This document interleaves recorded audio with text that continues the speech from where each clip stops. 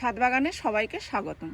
তো বন্ধুরা, আজকে আমরা দেখব যে সব ধরনের গাছ বসাতে গেলে আমাদের কীরকম মাটি তৈরি করতে হবে। দেখুন, সব ধরনের গাছ বলতে সব রকম গাছ, শীতের গাছ, বর্ষার গাছ, গরমকালে যে গাছগুলো আমরা বসাই। তো আমি আজকে যেভাবে মাটিটা তৈরি করব, মোটামুটি সব ধরনের গাছই বসাতে পারবেন আপনারা, এই রকম যদি মাটি তৈরি করে নিতে পারেন। দেখুন, গাছ বসাতে গেলে আমাদের মাটির প্রয়োজন হয়, সাথে খাবারের জন্য সারের প্রয়োজন হয়, যে কোনো জৈব সার, সেটা ভার্মি কম্পোস্ট হতে পারে, গোবরের সার হতে পারে, কিংবা পাতা পচা সার হতে পারে। যেই সারটা থাকবে সেই সারই আপনারা ব্যবহার করবেন। আর বালিটা দিতে হয়, কারণ আমরা যেহেতু টবে গাছ লাগাই, সেই কারণে বালিটা দিলে জল নিকাশের ব্যবস্থাও যেমন ভালো হয়, যতটুকু গাছের প্রয়োজন জলের ততটুকু নিয়ে বাকি জলটুকু বের করে দিতে সক্ষম হয় বালিটা দিলে। আর এছাড়াও বালি দিলে কিন্তু গাছের শিকড় খুব তাড়াতাড়ি ছড়িয়ে যায় আর গাছের গ্রোথও খুব ভালো হয়। তো সেই কারণেই কিন্তু আমরা বালিটা দেব।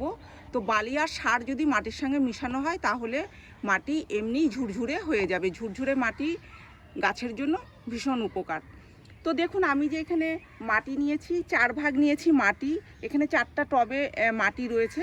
তো 4 ভাগ মাটি, সাথে 1 ভাগ নিয়েছি জৈব সার, 1 ভাগ নিয়েছি বালি।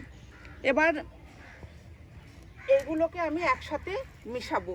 তারপরেও কি কি দিতে হবে, কি দিতে হবে না, আমি সেটা বলে দিচ্ছি, আপনারা ভিডিও দেখতে থাকুন।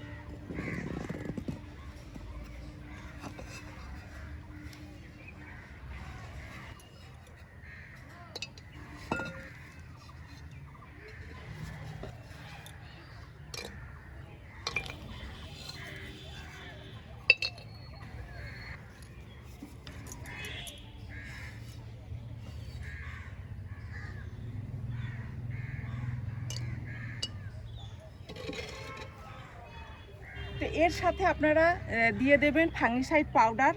তো যাদের ফাঙ্গিসাইড পাউডার ঘরে নেই, যারা নতুন গাছ করছেন, আবার ফাঙ্গিসাইড পাউডার নিয়ে আসবেন একটা ঝামেলা মনে হতে পারে। তো যেটা আমাদের কাছে থাকে, সবারই ঘরে থাকে, সেটা হচ্ছে হলুদ। আমরা যে রান্না করি, তো রান্নাঘরে আমাদের সবসময় হলুদ থাকে। সেই হলুদ আপনারা যদি দিয়ে দিতে পারেন তাহলে ফাঙ্গিসাইডের কাজ করবে। তো ফাঙ্গিসাইড পাউডারের বদলে এখানে আমি দিয়ে দিচ্ছি 2 চামচ হলুদ। এই হলুদ দিয়ে দিলে কিন্তু ফাঙ্গাস লাগার ভয়টা থাকবে না। এবার আপনারা চাইলে এতে সর্ষের খোলের গুঁড়ো দিতে পারেন, নিম খোলের গুঁড়ো দিতে পারেন, ডিমের খোসার গুঁড়ো মিশিয়ে দিতে পারেন। তবে আমি এখন কিছুই দেব না। যখন গাছ বসাবো তার 2 মাস পর থেকে যে আবার খাবার দেওয়া শুরু করি, তখনই সর্ষের খোল ভিজিয়ে কিংবা নিম খোল ভিজিয়ে সেই জলটা দিলেও কিন্তু হয়ে যাবে। তো আমি খুবই সাধারণভাবে আজকে মাটির মিশ্রণটা তৈরি করছি, যাতে সবার সুবিধা হয় আর সব ধরনের গাছ যাতে বসাতে পারেন, সেই কারণেই আমি এত সহজভাবে মাটির মিশ্রণ তৈরি করছি। তো মাটি মিশিয়ে দিয়েছি, এবার একটি আমি গাছ বসাবো। এখানে একটা টব নিয়েছি, তো টবে এই খোলামকুচিটা দেওয়াটা ভীষণ জরুরি, তা না হলে কিন্তু এই সার মাটি বালি এই টবের নিচ থেকে বের হয়ে যাবে। তো আমি একটা চারা তৈরি করেছি কাটিং থেকে, এই জেট গাছের, এইটাই আমি বসিয়ে দেবো।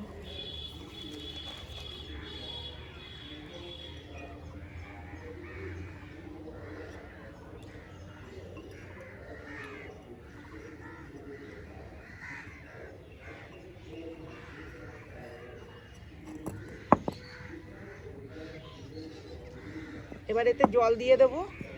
এখন যেহেতু আমার কাছে জল নেই, আমি পরে এই গাছে জল দিয়ে দেবো। আর যদি মনে করেন যে কোকোপিট দেওয়ার প্রয়োজন আছে, তখন এই যে সার মাটিটা তৈরি করে রেখে দেবেন। যদি কোকোপিট দেওয়ার প্রয়োজন হয় তখন কি করবেন, ঠিক যতটুকু লাগবে সার মাটি বালির মিশ্রণটা নিয়ে এর মধ্যে কিছুটা কোকোপিট মিশিয়ে আপনারা সেই গাছ বসাতে পারেন, যেই গাছে কোকোপিটের প্রয়োজন আছে। এবার দেখা যাচ্ছে যে কোনো ক্যাকটাস গাছ বসাবেন, সেখানে বালির ভাগটা একটু বেশি দিতে হবে। সেই ক্ষেত্রে কি করবেন, কিছুটা এরকম অল্প করে এই মিশ্রণটা নিয়ে নেবেন মাটির, আর এর মধ্যে কিছুটা এরকম অর্ধেক ভাগ আরও ক্যাকটাস গাছ বসাতে গেলে ধরুন যতটা এই মিশ্রণটা নিলেন ততটাই বালি নেবেন, নিয়ে এর মধ্যে করে মিশিয়ে তারপরে সেই ক্যাকটাস গাছ বসিয়ে দেবেন, ব্যাস হয়ে গেল। এরকম সহজভাবেই আপনারা মাটি তৈরি করে গাছ বসান, দেখবেন কত সুন্দর গাছ হচ্ছে। সব ধরনের গাছ বসাতে পারবেন, শীতের গাছ, গরমের গাছ, সব গাছই আপনারা এই ধরনের মাটিতে বসাতে পারবেন, এমনকি ফলের গাছ, ফুলের গাছ পর্যন্ত। তো এইভাবে আপনারা মাটি তৈরি করুন, আশা করছি আপনাদের সবার উপকারেই লাগবে।